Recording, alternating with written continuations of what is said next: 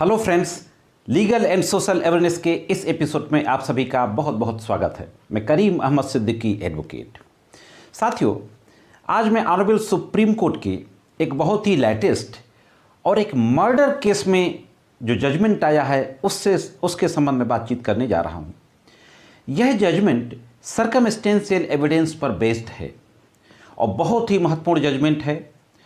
Criminal jurisprudence का जो principal है लास्ट सीन थ्योरी, उसको डिस्कस किया गया है इसमें। और फाइनली उस अभियुक्त को जिसको ट्रायल कोर्ट ने सज़ा दे दी, उम्र कैद की सज़ा, हाई कोर्ट ने उस उम्र कैद की सज़ा को बरकरार रखा, उसको सुप्रीम कोर्ट के द्वारा छोड़ दिया गया। तो बहुत ही महत्वपूर्ण जानकारी है। आप किसी तरीके से अगर लीगल फील्ड से जुड़े हुए हैं तो यह वीडियो आपको देखना चाहिए और यह जानकारी आपके ज़रूर काम आएगी। और अगर आप क्रिमिनल की प्रैक्टिस कर रहे हैं, आप एडवोकेट हैं, तो भी यह जानकारी आपके काम आएगी। आप रूलिंग के रूप में अपने केसेस में प्रैक्टिस के दौरान इसको इस्तेमाल कर सकते हैं। तो जुड़े रहे आखिरी तक, देखते हैं कि पूरा मामला क्या था और ऑनरेबल सुप्रीम कोर्ट की बेंच के द्वारा इस संबंध में किस तरीके का जजमेंट पारित किया गया।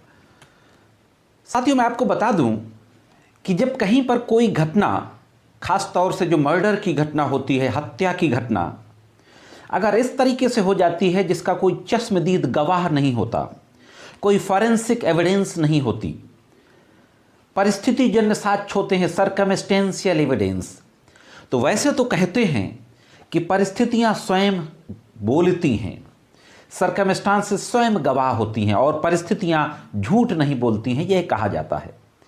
लेकिन जो सेटल प्रिंसिपल है ऑनरेबल सुप्रीम कोर्ट और हाई कोर्ट्स के कई जो जजमेंट्स हैं, उनमें सर्कमस्टेंशियल एविडेंस के संबंध में जो मुख्य रूप से जो बात कही गई, जो एक सेटल प्रिंसिपल है कि सर्कमस्टेंशियल एविडेंस के बेसिस पर किसी भी आरोपी को तभी सजा दी जा सकती है जब वो सारी सर्कमस्टांसेस एक दूसरे में कड़ी से कड़ी जुड़ रही हों और एक पूरी चेन, पूरी श्रृंखला बन रही हो। जिस व्यक्ति की डेथ हुई है, उसकी मृत्यु और जिसको आरोपी बनाया गया है, मृत्यु और आरोपी के बीच की चेन बिल्कुल बननी चाहिए कि इसका कनेक्शन है और बियॉन्ड रीजनेबल डाउट, बिना किसी शक और शुबा के वो चेन बनना चाहिए। रत्ती भर भी शक की गुंजाइश नहीं होना चाहिए, तभी किसी व्यक्ति को सर्कमस्टेंशियल एविडेंस के बेसिस पर दोषी सिद्ध ठहराया जा सकता है। इस चेन बनने में एक थ्योरी और काम करती है। जो क्रिमिनल ज्यूरिस्प्रूडेंस का जो प्रिंसिपल है वो है last seen theory. Last seen theory मतलब आखिरी बार देखा गया। अगर किसी ऐसे व्यक्ति को जिसकी हत्या हो गई है, उसको आखिरी बार किसी के साथ देखा गया है, इसके बाद उसकी हत्या हो जाती है, तो जिसके साथ वो आखिरी बार देखा गया है उसको नेचुरली आरोपी बना दिया जाता है। एक इसी तरीके का मामला था, उत्तराखंड का मामला था। इस मामले के फैक्ट क्या थे, किस तरीके की गवाही आई, इन सब बातों के बारे में भी एक नज़र डाल लेते हैं। दोस्तों, इस मामले के फैक्ट ये थे कि एक व्यक्ति की लाश मिलती है। ये काफ़ी पुरानी घटना है, 10 अक्टूबर 1999। और जब लाश मिलने के बाद एक गवाही आती है 2 लोगों की कि उसके ठीक एक दिन पहले ये लाश किसी खेत में, गन्ने के खेत वगैरह में मिलती है, और जो गवाही आती है कि उसकी लाश मिलने के 2 दिन पहले अंतिम बार उसको अमुक व्यक्ति के साथ देखा गया। इस आधार पर उनको आरोपी, उस व्यक्ति को आरोपी बनाया जाता है। एफआईआर दर्ज होती है, इन्वेस्टिगेशन होता है और चार्जशीट आती है और ट्रायल चलता है।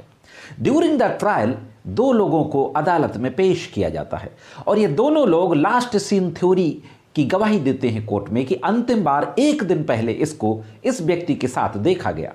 ट्रायल कोर्ट दोष सिद्ध कर देती है और सजा सुना देती है।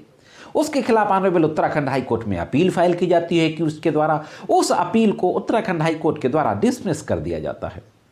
उत्तराखंड हाई कोर्ट के अपील रिजेक्शन ऑर्डर के खिलाफ ऑनरेबल सुप्रीम कोर्ट में क्रिमिनल अपील दाखिल की जाती है।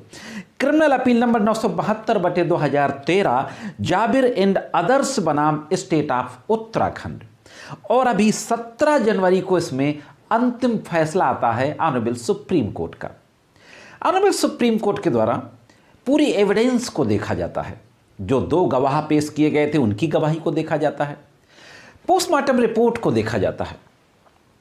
पोस्टमार्टम रिपोर्ट में मृत्यु का कोई संभावित समय नहीं दिया गया था। यह जरूर अंकित था कि लाश मिलने के 2 दिन पहले मृत्यु होना संभावित है। गवाही क्या आई थी कि 1 दिन पहले दोनों लोगों ने उस व्यक्ति के साथ, उस मृतक को देखा, उन अभियुक्तों के साथ। पोस्टमार्टम रिपोर्ट कहती है कि लाश मिलने के 2 दिन पहले मृत्यु होने की संभावना है। तो पहली चीज कि पोस्टमार्टम रिपोर्ट और गवाहों के बयान में कंट्राडिक्शन था, एक दूसरे को सपोर्ट नहीं कर रहे थे। दूसरी चीज सुप्रीम कोर्ट के द्वारा कहा जाता है कि लास्ट सीन थ्योरी के अलावा there is no any other evidence in the record. पत्रावली में कोई और साक्ष्य नहीं था जो कि अभियुक्त के खिलाफ हो, सिर्फ एक लास्ट सीन थ्योरी थी। इस तरीके से इन तमाम एविडेंस को एनालिसिस करने के बाद, एप्रिसिएट करने के बाद ऑनरेबल सुप्रीम कोर्ट के द्वारा फाइनली आदेश पारित किया जाता है। तो देखते हैं कि फाइनली सुप्रीम कोर्ट क्या आदेश पारित करता है। साथियों, इस मामले में ऑनरेबल सुप्रीम कोर्ट के जो 2 जजों की बेंच सुनवाई कर रही थी, जस्टिस रविंद्र भट्ट और जस्टिस PS नरसिम्हा, ये दोनों के द्वारा कहा जाता है कि जो लास्ट सीन थ्योरी का जो प्रिंसिपल है उसका बहुत ही सीमित उपयोग है। और ऐसी स्थिति में जहां मृत्यु का समय काफी कम हो, लास्ट सीन और मृत्यु का समय के बीच में गैप के संबंध में कहा जाता है। और अंतिम रूप से फैसला देते हुए 2 और इसमें सुप्रीम कोर्ट के फैसलों का भी जिक्र किया जाता है। एक जसवंत गिर बनाम पंजाब सरकार 2005 का केस है, एक राम बख्श बनाम छत्तीसगढ़ राज्य 2016 का केस है। इन दोनों सुप्रीम कोर्ट के पहले दिए गए फैसलों का जिक्र करते हुए फाइनली सुप्रीम कोर्ट के दोनों न्यायमूर्तियों के बेंच के द्वारा कहा जाता है कि लास्ट सीन थ्योरी के आधार पर दोष सिद्ध नहीं किया जा सकता।